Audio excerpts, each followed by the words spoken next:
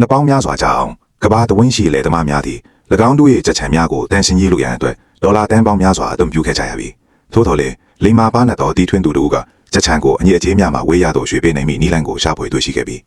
ဤတီထွင်းသူသည်ကြက်ကောက်၏9000ကျော်ဆန့်သည့်ကဘာပထမဆုံးရွှေလျားကြက်ချံကိုတိစောက်ခဲ့သည်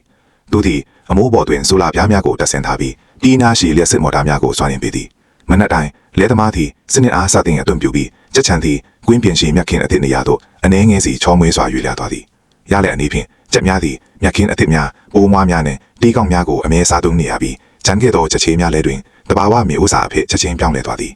ဤနီလန်းသည်ဈေးကြီးသောဓာတုပစ္စည်းများချစ်ဆက်များနှင့်တန်ရှင်းကြီးအခွေများကိုမရရန်မလိုအပ်တော့ဘဲချက်ချမ်းသည်နေရအသစ်တွင်အမြဲတန်ရှင်းနေစေသည်ထို့အပြင်ကြက်များသည်၎င်းတို့၏ကိုယ်ပိုင်အငြိအကျေးများနှင့်မထွေထွေရသောသည့်အတွက်ဖျားနာနိုင်ခြင်းနှင့်ပါသွားကဈေးကြီးသောသတိဆန်ကုသစီနှင့်ပဋိဇေဝဈေးများလိုအပ်မှုကိုလျှော့ချပေးသည်